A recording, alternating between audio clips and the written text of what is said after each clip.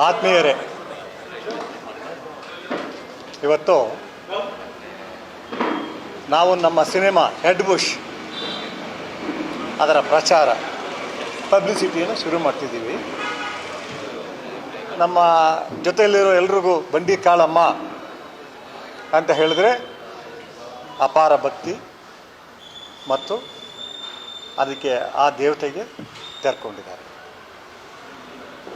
ಈ ಸಿನಿಮಾ ಬಗ್ಗೆ ನಾವು ಈಗ ಹೆಚ್ಚಿಗೆ ಹೇಳೋಕ್ಕೆ ಬಯಸೋದಿಲ್ಲ, ಯಾಕೆಂದರೆ ಅಕ್ಟೋಬರ್ 21ಕ್ಕೆ ರಿಲೀಸ್ ಆಗ್ತಿದೆ. ಈ ಸಿನಿಮಾ ಕರ್ನಾಟಕದಲ್ಲಿ, ಅದರಲ್ಲೂ ಬೆಂಗಳೂರಿನಲ್ಲಿ ಒಂದು ಭೂಗತ ಜಗತ್ತು ಅನ್ನೋದು ಹೇಗೆ ಸಂಘಟಿತ ಗುಂಪಾಗಿ ಬೆಳೀತು ಅನ್ನುವ ಒಂದು ಮುಖ್ಯ ಗುರಿಯನ್ನು ಇಟ್ಕೊಂಡಿದೆ. That is the theme of the movie.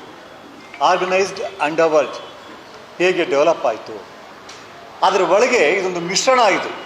ಭೂಗತ ಜಗತ್ತು ಅಂದರೆ ಬರೀ ರೌಡಿಗಳ ಜಗತ್ತಲ್ಲ, ಅಲ್ಲಿ ರಾಜಕಾರಣಿ ಇರ್ತಾರೆ, ಪೊಲೀಸ್ ಇರ್ತಾರೆ, ವಕೀಲರು ಇರ್ತಾರೆ ಮತ್ತು ಬೇರೆ ಬೇರೆ ಬಿಸ್ನೆಸ್ನವ್ರು ಇರ್ತಾರೆ. ಅವರೆಲ್ಲರೂ ಸೇರಿ ಹೇಗೆ ಒಂದು ಸಂಘಟಿತ ಗುಂಪಾಗಿ ಇದನ್ನು ಬೆಳೆಸಿದರು ಮತ್ತು ಇದನ್ನು ಬೆಳೆಸಿದವರಿಗೆ ಯಾವುದೇ ಕೆಟ್ಟ ಉದ್ದೇಶ ಇರಲಿಲ್ಲ. ನಾನೀಗೆಲ್ಲ ಮಾತನಾಡೋಕ್ಕೆ ಹೋಗೋದಿಲ್ಲ. ಅವ್ರ ಉದ್ದೇಶಗಳು ಬೇರೆಯೇ ಇತ್ತು. ಒಂದು ಬಲವಾದ ಪಡೆಯನ್ನು ರೂಪಿಸಿ ಸಮಾಜ ಬದಲಿಸೋ ಉದ್ದೇಶ ಇತ್ತು. ಆದರೆ ನಂತರದಲ್ಲಿ ಅದು ಆ ಪರ್ಪಸ್ ಕ್ರಾಸ್ ಆಗಿ ಹಳ್ಳಕ್ಕೆ ಬೀಳುತ್ತೆ. ಇಂದಿರಾ ಬ್ರಿಗೇಡ್ ಅನ್ನೋ ಒಂದು ದೊಡ್ಡ ರಾಜಕೀಯ ಗುಂಪು ರೌಡಿಗಳ ತಡೆ ಆಗಿಬಿಡುತ್ತೆ. ಇದನ್ನು ಇಟ್ಕೊಂಡು ನಾವು ಮಾಡಿದ್ದೀವಿ. ಮತ್ತು ಇದರಲ್ಲಿ ಒಂದೇ ಒಂದು ವಿಷಯ ಹೇಳಕ್ಕೆ ಬಯಸ್ತೀನಿ. ನಮ್ಮ ಫಿಲ್ಮ್ ಅಂದಾಗ ನಾವು ಹೇಳ್ಕೊಳ್ತೀವಿ, ಬಟ್ ನನಗೆ ಗೊತ್ತಿದೆ ಹೇಗೆ ಎಲ್ಲರೂ ಅಂತ ಗೊತ್ತಿದೆ.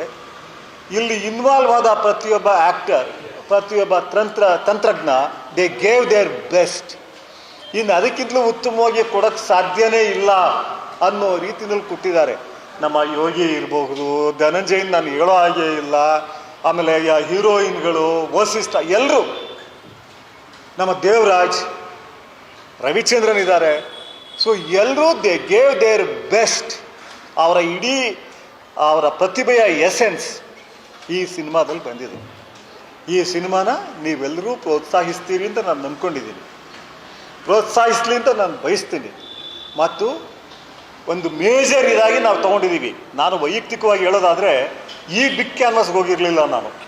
ನನ್ನ ಬೇರೆ ಬೇರೆ ಸಿನಿಮಾಗಳು ಎಷ್ಟೇ ಒಳ್ಳೆಯ ಹೆಸರು ಮಾಡಿದ್ರು, ಕಲ್ಟ್ ಫಿಲಮ್ ಆದ್ರೂ ಕ್ಯಾನ್ವಾಸ್ ಚಿಕ್ಕದಿತ್ತು, ಸಣ್ಣ ಪಟ ಅದು. ಇದು ಬೃಹತ್ ಪಟ. ಇದು ಇಂಡಿಯಾದಲ್ಲಿ ಆಗುವ ಯಾವುದೇ ಒಂದು ದೊಡ್ಡ ಸಿನಿಮಾ ಎಷ್ಟು ದೊಡ್ಡ ಪಟ ಇದೆಯೋ, ಕ್ಯಾನ್ವಾಸ್ ಇದೆಯೋ, ಅಷ್ಟೇ ದೊಡ್ಡದು.